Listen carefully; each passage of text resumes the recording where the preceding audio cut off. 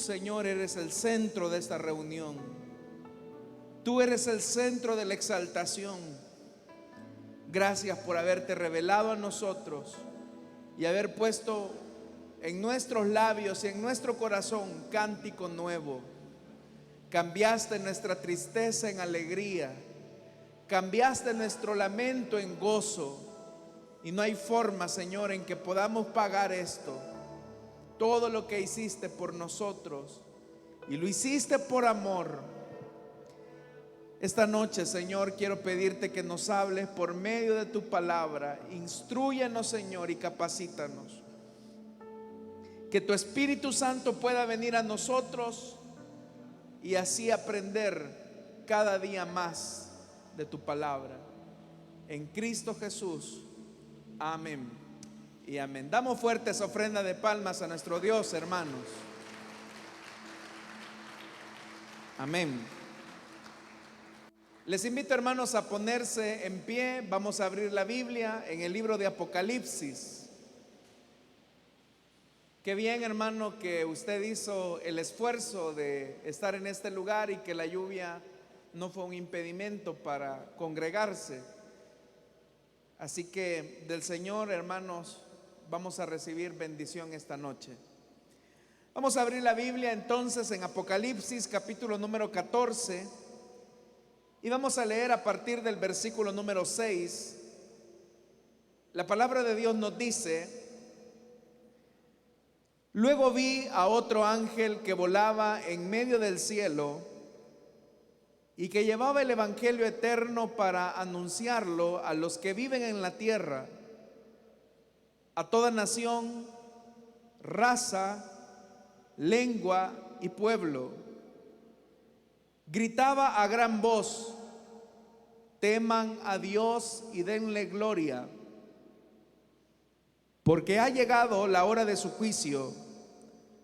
Adoren al que hizo el cielo, la tierra, el mar y los manantiales.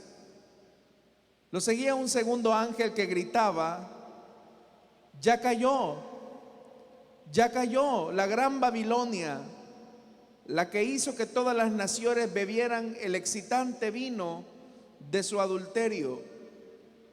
Lo seguía un tercer ángel que clamaba a grandes voces: si alguien adora a la bestia y a su imagen y se deja poner en la frente o en la mano la marca de la bestia, beberá también el vino del furor de Dios, que en la copa de su ira está puro, no diluido. Será atormentado con fuego y azufre en presencia de los santos ángeles y del Cordero. El humo de este tormento sube por los siglos de los siglos. No habrá descanso ni de día ni de noche para el que adore a la bestia y su imagen, ni para quien se deje poner la marca de su nombre. Amén. Hasta ahí dejamos la lectura, hermanos. Tengan la amabilidad de sentarse, por favor, esta noche.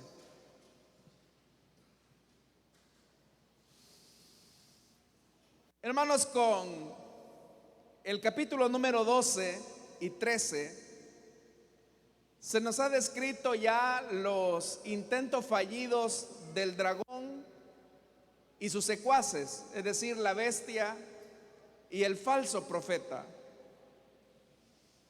Hemos visto que la desesperación del dragón ha llevado a darle poder a la bestia, y la segunda bestia, que nosotros conocemos con el nombre de el falso profeta, han tratado la manera de articular todo un culto alrededor de la imagen de la primer bestia, a la que nosotros popularmente llamamos el anticristo. Sin embargo, hermanos, el capítulo número 13 terminó precisamente con la obligación que impone el falso profeta para que todos los hombres puedan ser sellados con el nombre o la marca de este dragón. Y por eso es que al iniciar ahora el capítulo 14, comienza, hermanos y hermanas, algo que rompe de manera victoriosa el aparecimiento del Cordero de Dios, el auténtico Cordero de Dios, que dice la Biblia que ha puesto su pie sobre el monte Sión, y junto al Cordero de Dios todos sus discípulos, es decir, aquellos que siguen sus pasos, aquellos que siguen al Cordero por donde quiera que Él va. Eso es lo que nosotros vimos, hermanos y hermanas, al iniciar este capítulo número 14, ese aparecimiento victorioso del Cordero de Dios y sus discípulos. Estos discípulos también han sido sellados, pero han sido sellados por Dios, porque dice la Escritura que ellos llevan el nombre de Dios. Y eso implica, hermanos, que son propiedad del Señor. Y al ser propiedad del Señor, dice también que ellos entonan un canto. Y este canto no puede ser enseñado, solamente lo cantan o lo entonan aquellos a quienes se les ha revelado por medio del sello. Que decíamos que el sello en realidad, hermanos, es el sello del Espíritu. El sello del Espíritu es el que auténticamente los hace a ellos ser adoradores en espíritu y en verdad. Ahora que nos ha descrito entonces la victoria del Cordero y de sus discípulos, es decir, los que siguen al Cordero por donde quiera que Él va, inmediatamente ahora, hermanos, en esa visión celestial, ahora se nos va a comenzar a describir el momento del juicio. A partir de este momento, nosotros vamos a encontrar en el libro de Apocalipsis esa construcción de la victoria de Dios y del juicio. Victoria y juicio, victoria y juicio. Por lo que entonces, hermanos, vemos que en este libro de Apocalipsis hay una tendencia clara a alentar al pueblo de Dios en medio de la persecución. Por eso es que después de esa imagen victoriosa del Cordero de Dios en el monte Sión y junto a Él a sus discípulos, los discípulos que lo siguen a donde quiera que Él va, vea lo que dice el versículo 6. Luego vi a otro ángel que tocaba en medio del cielo, que volaba en medio del cielo, y que llevaba el evangelio eterno para anunciarlos a los que viven en la tierra, a toda nación, raza, lengua y pueblo. En este versículo 6 es la única vez en la que aparece el nombre o la citación de el evangelio. Es la única ocasión. Ahora, llama la atención que se dice que ese ángel volaba en medio del cielo y que llevaba el evangelio eterno. Acá, hermanos, es donde se preguntan las personas por qué se le llama evangelio eterno. Porque nosotros tenemos la idea de que el evangelio comienza específicamente con la llegada del Señor acá a la tierra, es decir, con su encarnación. Y la culminación de esa buena noticia acontece en el momento de su crucifixión, cuando Él tiene que pagar por nuestros pecados. Ese es el anuncio del evangelio: su encarnación, su muerte y su resurrección. Todo esto motivado por el amor que Él tiene hacia aquellos por quienes vino a morir. Es ahí, hermanos y hermanas, donde tenemos que preguntarnos qué significa evangelio. Evangelio significa buena noticia. Y es una buena noticia de parte de Dios para todos aquellos que le escuchan. Pero al decir que el evangelio es eterno, Hay que entender entonces que el diseño del Evangelio no es algo, hermanos y hermanas, que ocurrió de manera accidental. Porque las personas piensan que cuando el hombre y la mujer pecaron allá en Edén, ellos creen que en ese momento a Dios se le ocurrió idear la forma en que podía redimir al hombre. Pero la idea de Dios de la salvación no comenzó después de la caída del hombre, sino que la salvación, y con ello implícito el Evangelio, es algo, hermanos y hermanas, que se planificó desde antes de la fundación del mundo. Significa entonces que en la presencia de Dios, note lo que estoy diciendo, no estoy diciendo presencia, sino que la presencia de Dios o la omnisciencia de Dios, Dios anticipó lo que iba a ocurrir en el tiempo futuro. No es que a Dios hubo algo que le haya tomado por sorpresa. Dios sabía que el hombre iba a fallar e iba a quedar en una condición de esclavitud frente al pecado. Y por eso es que Dios también creó los recursos y los medios por los cuales el hombre llegaría a ser salvo. En ese sentido, tiene razón este ángel que dice la Biblia que volaba en medio del cielo y que llevaba el evangelio eterno. Es decir, que si bien es cierto, el evangelio tuvo su cumplimiento en el momento de la encarnación, la crucifixión y la resurrección de Jesús, eso no significa que el evangelio se inventó en ese momento, sino que el evangelio es preexistente, así como lo es la salvación. Entonces, dice la Biblia que ese otro ángel volaba y dice que era un evangelio para anunciarlo a los que vivían en la tierra, a toda nación, a toda raza y a toda lengua. Es importante, hermanos, hacer mención que el ver a este ángel que está gritando el evangelio, como lo vamos a ver más adelante, gritando el evangelio, es similar al águila que apareció allá en el capítulo número 8 con sus 3 ayes. Entonces, el evangelio es para todos los seres humanos, es para que todos los hombres lo escuchen.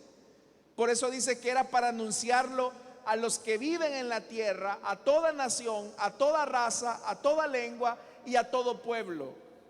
Significa que el evangelio es universal, es decir, que es para todos los habitantes de la tierra. Por eso es que este ángel, dice la Biblia, que llevaba el evangelio eterno de Dios para anunciarlo a todo el mundo. Esto, hermanos y hermanas, rompe la idea etnocentrista que tenía Israel con respecto a Dios. Porque para Israel, Dios solamente era patrimonio exclusivo de ellos. La salvación era una bendición o una ventaja solo para ellos. Pero en el diseño de Dios, la salvación es para todos los hombres. Dios quiere que los hombres vengan al arrepentimiento y escuchen el evangelio. Escuchando el evangelio, ahora ellos son responsables frente a Dios. Ahora, ¿qué es lo que gritaba este ángel? Vea esto, hermanos. Dice la Biblia que gritaba a gran voz. Esto es importante, porque el evangelio es una buena noticia y debe de ser transmitida con entusiasmo. Si el evangelio va a generar alegría entre los oyentes, el evangelio también tiene que ser transmitido con intensidad, con pasión. ¿Cómo es que este ángel va a llevar el evangelio eterno de Dios y lo va a hacer opacado, triste? Lo que vemos acá es que este ángel lo va a predicar con intensidad. con pasión, con entrega. Y por eso dice que gritaba a gran voz. Es decir, que es un ángel escandaloso. La gente a veces se pregunta, ¿y por qué los predicadores tienen que gritar si Dios no es sordo?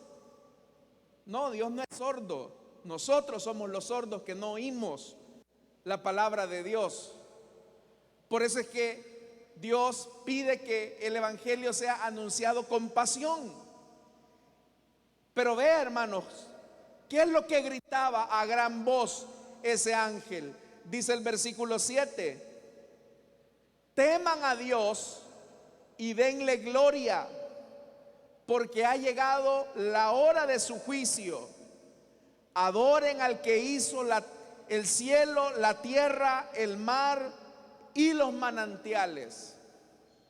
Entonces, el grito del ángel está llamando a la humanidad a una triple respuesta.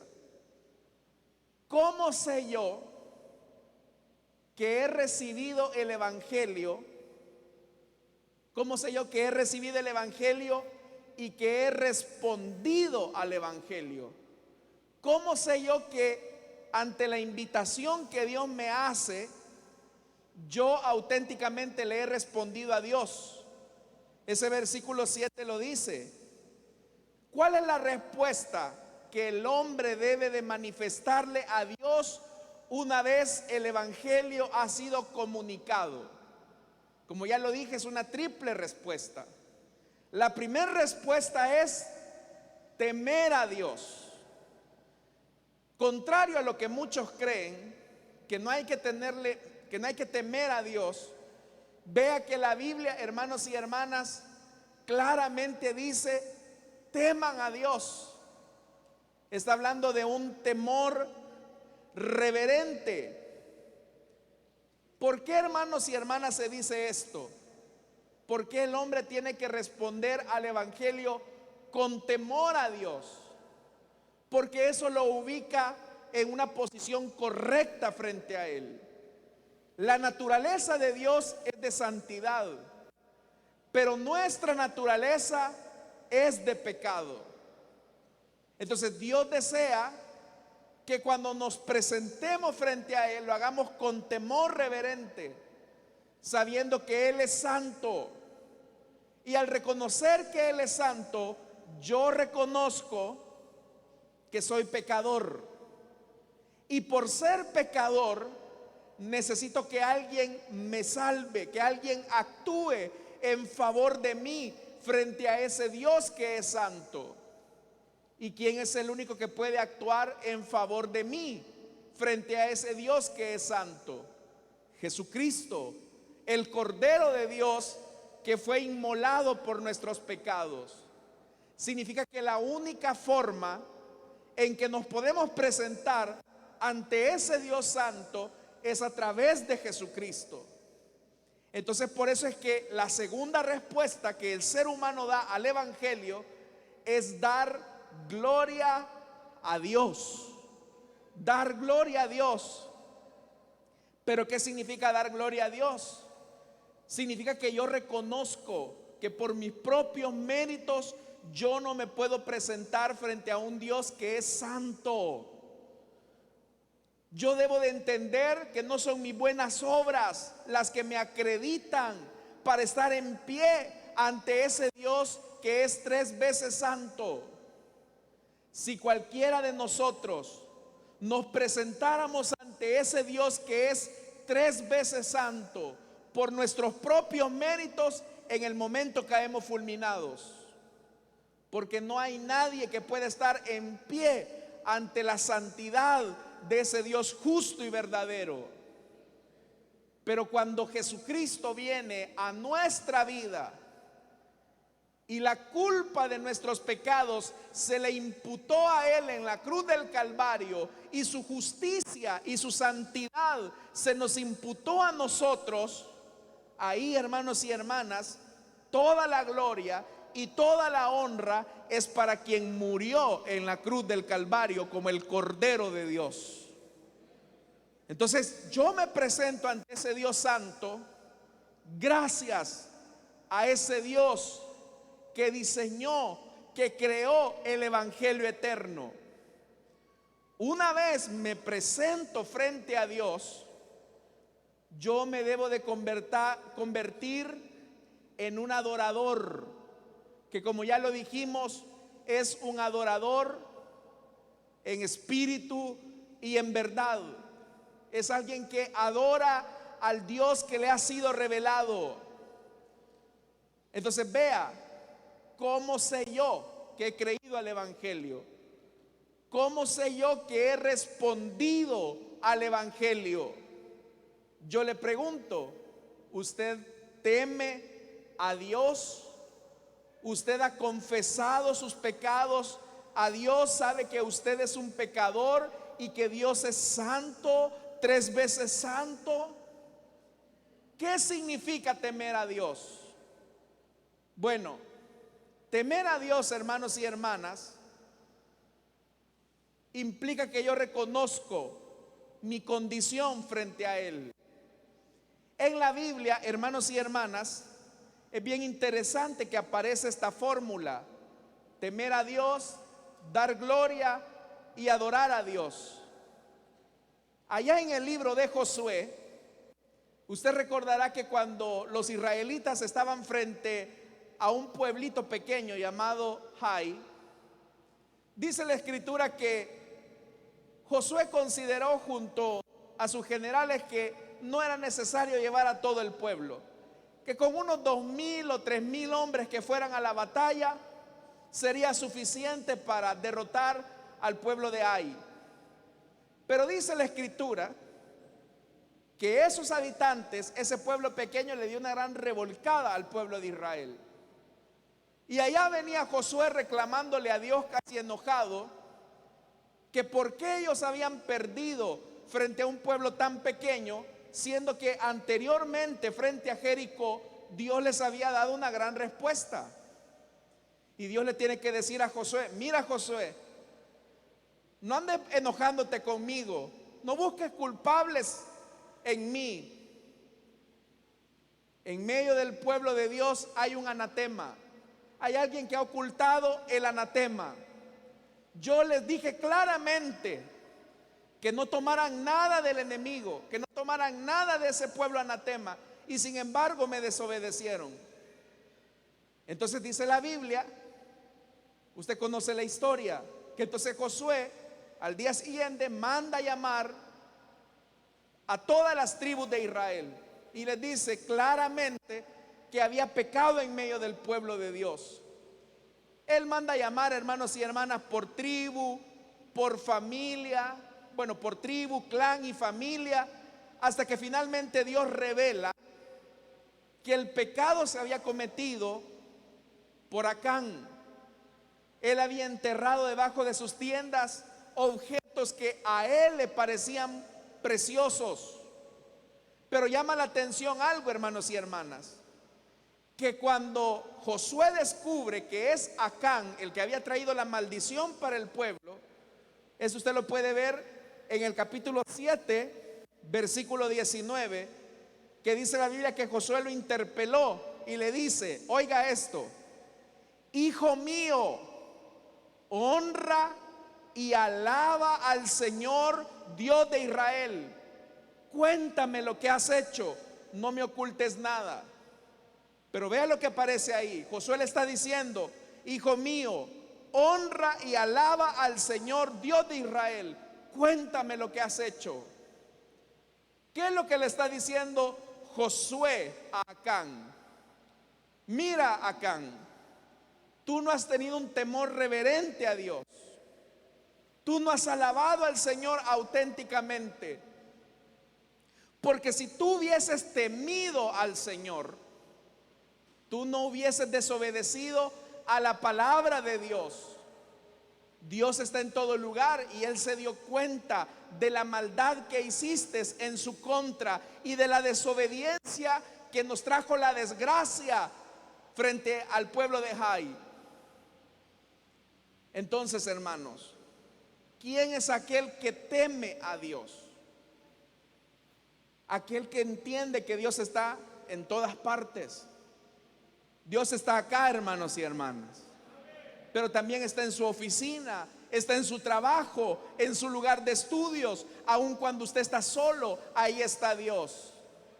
Aquí es fácil decir amén a ciertas verdades bíblicas, pero en la práctica, cuando nadie nos ve, es cuando realmente se manifiesta nuestro temor a Dios. Otro pasaje de la Biblia que resulta también interesante es el que se encuentra allá en el Evangelio de Juan, en el capítulo 9.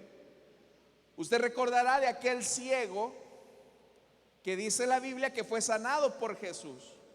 Y los judíos interpelan al ciego y a sus padres por la sanidad que Jesús había hecho en beneficio de aquel hombre.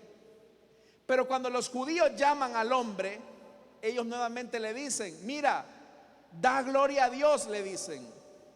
A nosotros nos consta que ese hombre es pecador.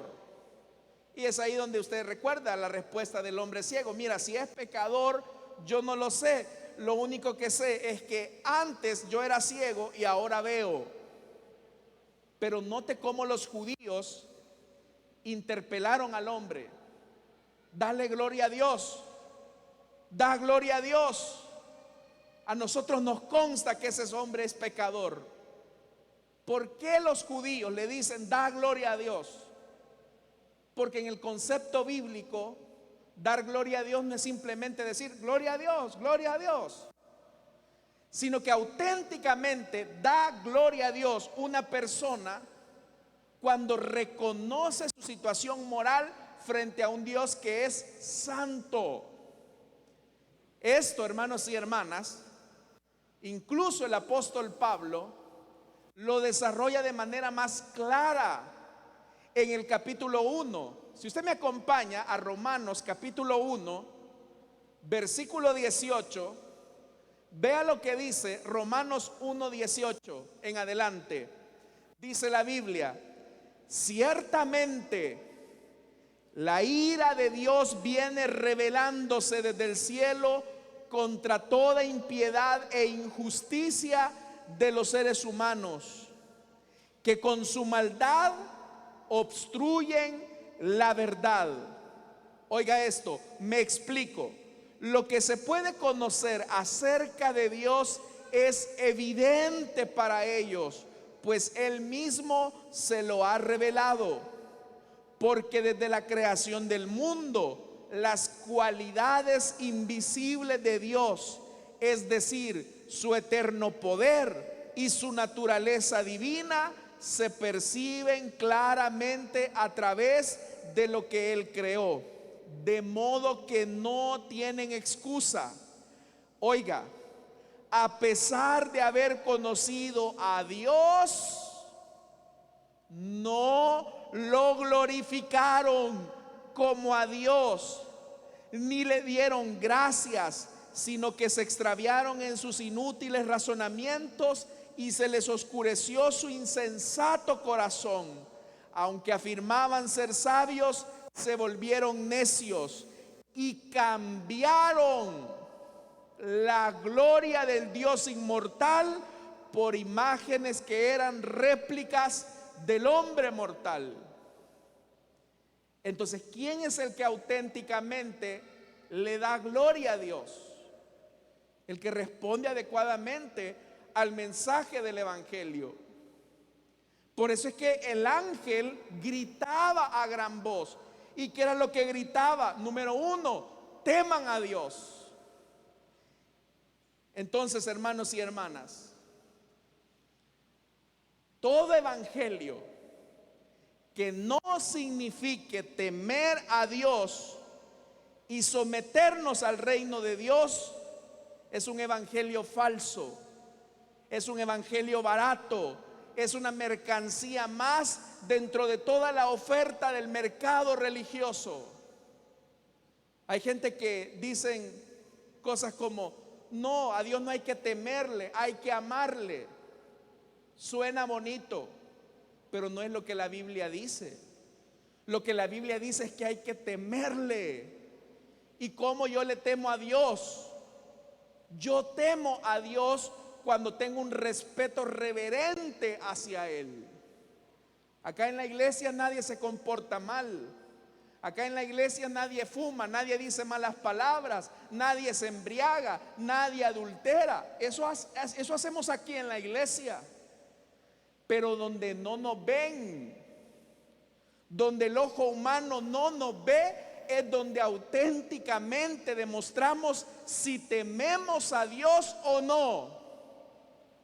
Si aquí nos portamos bien, como mansas palomas, y no quebramos ni un solo plato, pero allá afuera somos desbocados, somos hermanos y hermanas codiciosos, somos personas que le damos rienda suelta a los deseos de la carne, usted no teme a Dios y por lo tanto no ha respondido al evangelio de manera correcta. Porque Dios está aquí en la iglesia, es verdad, pero Dios está en su trabajo, Dios está en su familia. Aquí es bien fácil venir a alabar el nombre de Dios. Aquí es bien fácil presentarnos con un atuendo de piedad. Pero nuestra familia sabe si nosotros somos groseros, pedantes, toscos, hirientes, maledicientes. Ahí en la intimidad. Y aún, hermanos, si nos vamos a lo más íntimo, ¿qué hay en nuestro corazón? ¿Qué hay en nuestros pensamientos? Nosotros no podemos decir que tememos a Dios cuando hay raíces de amargura. Nosotros no podemos decir que tememos a Dios cuando hay un adulterio escondido. No podemos decir que tememos a Dios con deseos pecaminosos en nuestra vida. Dios conoce su mente. ¿Qué piensa? Dios conoce su corazón. ¿Qué siente?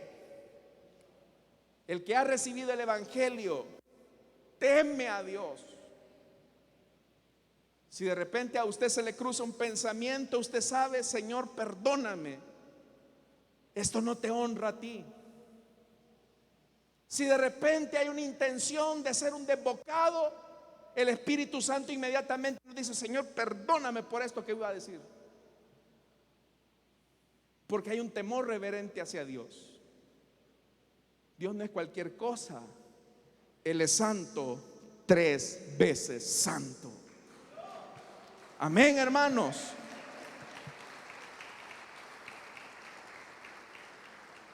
Ese triple imperativo del evangelio, Dios se lo enseñó a Israel desde el Antiguo Testamento.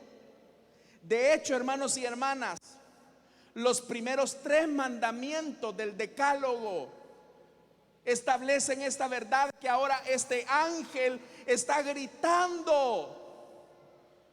Deuteronomio capítulo 10 dice: y ahora, Israel, ¿qué te pide el Señor tu Dios?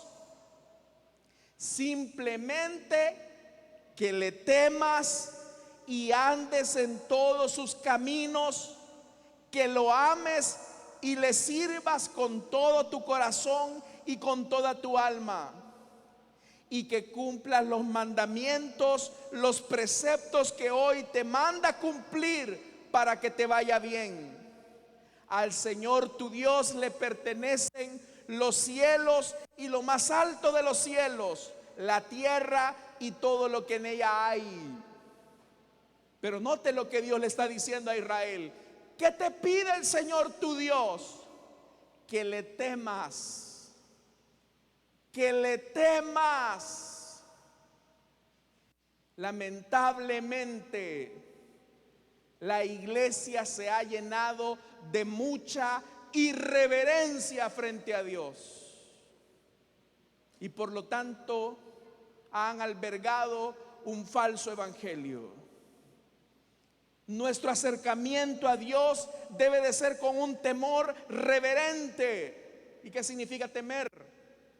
Significa que yo respeto a Dios frente a los que me ven y frente a los demás que a lo mejor están ausentes. O dicho de otra forma, respeto a Dios cuando me están viendo y cuando no. Es fácil serle fiel a la esposa cuando está a la par. Para muchos es fácil serle, bueno, y algunos ingratos que ni aún así, ¿verdad? Van con la esposa de la mano y ven a otra que va cruzando por el camino. Así son de infelices. Pero en realidad, hermanos, es fácil serle fiel a la esposa cuando la anda a la par. Pero serle fiel a la esposa auténticamente o al esposo es cuando no anda con él. Es cuando nadie lo está viendo. De la misma forma, de manera análoga, mi respeto y mi temor a Dios es cuando estoy aquí en la iglesia y me comporto bien aquí en la iglesia y le sirvo a Dios con diligencia frente a los hermanos, frente al pastor, es verdad. Pero temo a Dios frente a los desbocados de mis compañeros de trabajo. Temo a Dios frente a aquellos que me incitan a hacer lo malo.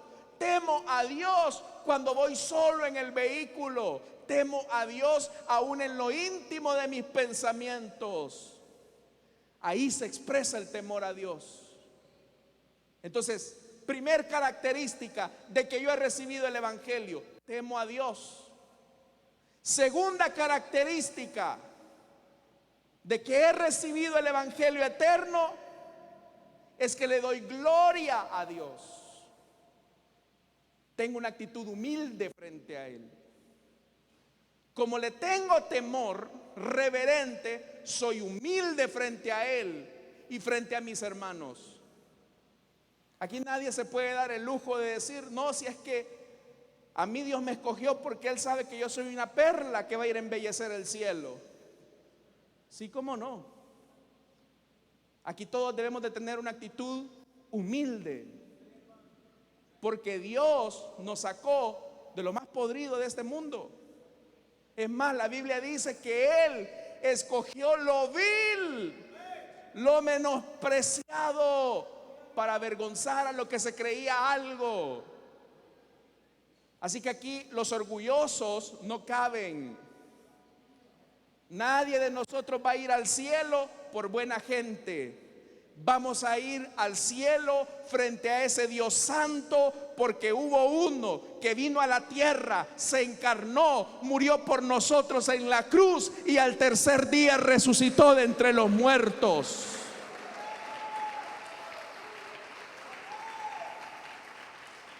Por eso no debe de existir orgullo ni vanagloria en nosotros. ¿Cómo es que va a existir petulancia y arrogancia entre el pueblo de Dios? ¿Sabe cómo se manifiesta esa petulancia? Cuando muchas veces, hermanos, vemos con desprecio al pecador, olvidando que un día nosotros también fuimos pecadores como ellos. Cuando, como los fariseos, ¿verdad?, llevaban frente a Jesús a la mujer sorprendida en adulterio. Ellos ya se creían inmaculados. Ellos ya se creían justificados. Y Jesús les dice: miren, es verdad, esta mujer merece que la apedreen. Solo un detalle: el que de entre ustedes esté sin pecado, sea el primerito en tirar la piedra. Y es ahí donde muchos comenzaron a decir: bueno, sí, ¿verdad? Tiraron la piedra y se retiraron, porque Jesús los hizo recordar y los puso en su lugar, que eran pecadores también, igual que esa mujer. Que la única diferencia era que a ella la habían descubierto y a los otros no. Nosotros, hermanos y hermanas, tenemos que tener una actitud de humildad, de darle gloria a Dios. La Biblia dice, hablando acerca de Dios e Israel: Israel, tú no eras una nación especial, le dice el Señor en Deuteronomio. Es más, de entre los pueblos eras el más insignificante, pero eres especial porque yo te he amado. Lo especial de nosotros es que Dios nos ha amado. Entonces, hermanos y hermanas, ¿cómo sé yo que he recibido el Evangelio? Le doy la gloria a Dios, crezco en humildad. Jesús dijo: aprendan de mí, que soy ¿qué? Manso y humilde de corazón. Aprendan. Y la tercera respuesta de que yo he recibido el Evangelio es lo que ahí dice. Oiga, adoren, adoren al que hizo el cielo, la tierra, el mar y los manantiales. ¿Qué Dios espera de nosotros? Adoración. Pero aquí, hermanos, se establece un principio importante, que ya lo encontramos en los primeros versículos de este capítulo 14. ¿De quiénes Dios recibe adoración? Solo de aquellos que le temen, de aquellos que han recibido su perdón y que adoran en espíritu y en verdad. Por eso es que vuelvo a repetirle lo que le dije. Allá en el versículo 3 del capítulo 14 dice: nadie podía aprender aquel himno aparte de los 144,000. Ese himno nadie lo podía cantar de su propia iniciativa, era por revelación. Dios no puede recibir la adoración de una persona que no ha confesado su condición de pecado. Dios no puede recibir la adoración de una persona que tiene una vida doble. Dios no puede recibir la adoración de una persona que se llena de orgullo y que se coloca siempre él en el centro de la adoración. Ve, hermanos, todo lo contrario a lo que hace la bestia. Porque la bestia estimula el ego de los hombres. El falso profeta explota la imagen del hombre, y por eso es su sello 666, número de hombre. Porque el hombre siempre está fascinado en darse adoración a sí mismo. Pero la auténtica adoración solamente proviene de un corazón arrepentido, regenerado por Dios. Usted puede cantar las mismas alabanzas que entonan los creyentes. Usted puede gritar si quiere las mismas canciones que se promulgan en una iglesia, pero eso solamente va a ser címbalo que retiñe. Solamente va a ser un cascarón hueco, porque la auténtica adoración solamente viene del que teme a Dios.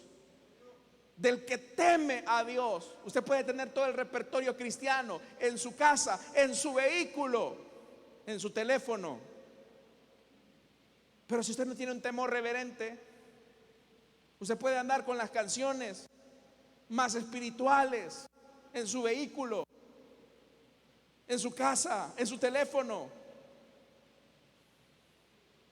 Pero Dios espera que nuestra adoración sea en espíritu y en verdad. Termino con esto. ¿Cuándo perdemos el temor a Dios? ¿Cuándo perdemos el temor a Dios? Perdemos el temor a Dios cuando queremos ajustar a Dios a nuestras exigencias.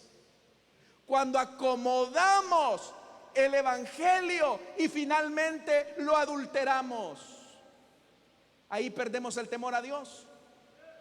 ¿Qué explica que haya cristianos que sepan mucho de la Biblia y su comportamiento sea contrario y opuesto a la ética cristiana? ¿Cómo se explica que creamos una cosa y hagamos otra? ¿Sabe por qué? porque hemos perdido el temor reverente a Dios y hemos acomodado el evangelio a nuestras preferencias. Pero Dios debe de ser temido. Por eso, como dice ese canto que se inspira en este pasaje, temed a Dios y dadle honra, porque sus juicios han llegado. Dios un día va a juzgar nuestro corazón.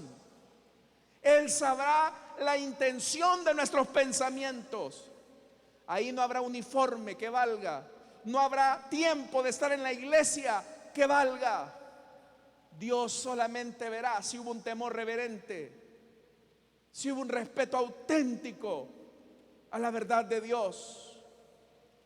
Eso, hermanos y hermanas, nos coloca frente a otra verdad, y es que la predicación pública de las Escrituras siempre va a hablar de dos cosas: gracia y juicio. Son dos cosas que no se pueden minimizar: la gracia y el juicio. Alguien que quiera ser fiel en el púlpito va a requerir de ambas cosas: de la predicación, del juicio y la gracia. La palabra de Dios es una espada de doble filo que suaviza y endurece, que consuela y aflige, que salva, pero que también condena. Entonces no podemos excluir ambas verdades. Entonces termino, hermanos y hermanas, esta noche diciéndoles: nuestra respuesta al evangelio es que temamos a Dios, demos gloria a Dios y adoremos al que hizo los cielos y la tierra. Amén, hermanos. La vida del creyente es una vida de adoración. Tú adoras a Dios cuando caminas rectamente, cuando te ven y cuando no te ven. Tú adoras a Dios cuando le alabas en un culto, pero cuando lo haces en lo íntimo del corazón también, al no permitir que la basura del diablo mine tu vida. Esa es la verdad de la palabra. Así que, hermanos y hermanas, este ha sido el mensaje de este día para nosotros: el eterno evangelio de Dios. Amén, hermanos. Vamos a orar, vamos a cerrar nuestros ojos.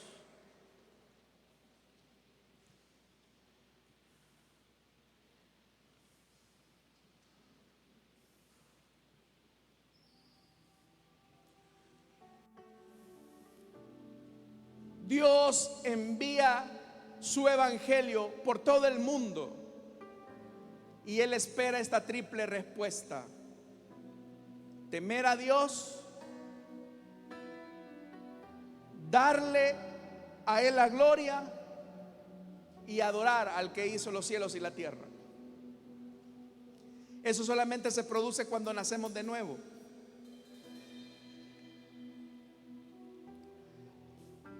Esta noche hay alguien que quiere entregarle su vida a Cristo o desea reconciliarse. Póngase en pie, vamos a orar por usted. El evangelio ha sido predicado. Ahora lo demás depende de usted. Tal vez usted perdió temor a Dios cuando acomodó el evangelio a sus preferencias. Usted no puede acomodar el evangelio a sus preferencias.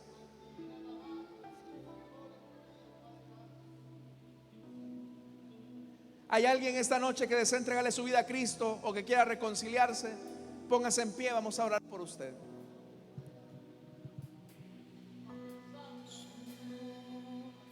¿O hay alguien que quiera reconciliarse? Póngase en pie, vamos a orar por usted. Justos y verdaderos son tus caminos, Rey de los Dios le bendiga al joven que se pone en pie. ¿Hay alguien más? Rey de los santos, Rey de los santos. ¿Quién no te temerá? Vamos a orar por esta vida, hermanos. Padre que estás en los cielos, te pedimos, Señor, que perdones a esta vida, lave sus pecados, dale una nueva vida. Señor amado, que a partir de este momento tu Espíritu Santo venga a morar en él. Límpiale, Señor amado, de toda maldad. Es nuestra petición. Ayúdanos a nosotros también, Señor, a tener un temor reverente a ti. Te lo pedimos, a darte siempre la gloria a ti, a adorar a aquel que hizo los cielos y la tierra, pues esa es la respuesta que tú esperas del que ha recibido el Evangelio. Oramos también por nuestras ofrendas y nuestros diezmos. Recíbela, Señor, como ofrenda agradable a ti, en el nombre de Jesús. Amén y amén. Pueden pasar nuestros hermanos, y ¿por qué no cantamos esta alabanza?